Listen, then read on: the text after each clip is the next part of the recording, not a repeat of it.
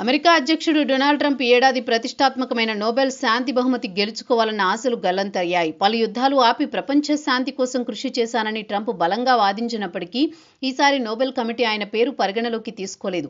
దీనికి ముఖ్య కారణం నామినేషన్ గడువులోగా అధికారిక దరఖాస్తు రాకపోవడమేనని తెలుస్తోంది. నోబెల్ శాంతి బహుమతికి నామినేషన్లు సమర్పించడానికి గడువు ఫిబ్రవరి 1.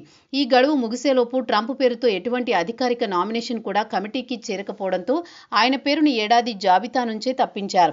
గతంలో పాకిస్తాన్, ఇజ్రాయెల్, కాంబోడియా వంటి దేశాల నేతలు ట్రంప్ పేరు సిఫార్సు చేసినప్పటికీ ఈ ఏడాది గడువులోగా ఆ ప్రయత్నాలు జరగలేదు. నోబెల్ ప్రకటన రానున్న నేపథ్యంలో ట్రంప్ తన ఆవేదనను, అసంతృప్తిని బాహాటంగా వ్యక్తం చేశారు.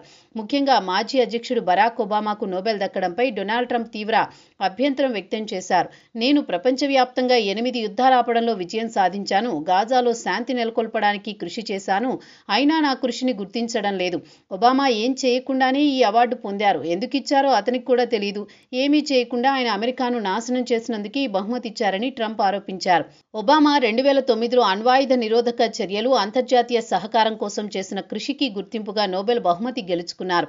నోబెల్ శాంతి బహుమతి గెలుచుకున్న యుఎస్ అధ్యక్షులు ట్రంప్ ముందు 4, అమెరికా అధ్యక్షులు ఈ ప్రతిష్టాత్మక బహుమతిని అందుకున్నారు.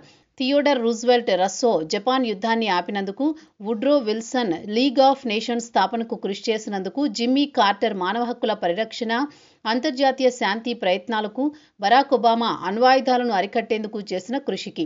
అధికారంలోకి రెండోసారి వచ్చినప్పటి నుండి ట్రంప్ నోబెల్ శాంతి బహుమతి కోసం కోరుకుంటున్నారు. ఈ లక్ష్యంతో ఆయన దీర్ఘకాలంగా కొనసాగుతున్న యుద్ధాలను, అనేక ఘర్షణలను ఆపినట్టు స్వయంగా ప్రకటించుకున్నారు. ఈ నేపథ్యంలో పాకిస్తాన్ సైన్యాధిపతి మునీర్తో పాటు ఇజ్రాయెల్ ప్రధాని బెంజమిన్ నెతన్యాహులు ట్రంప్ పేరును నోబెల్ శాంతి బహుమతి నామినేషన్కు పంపారు.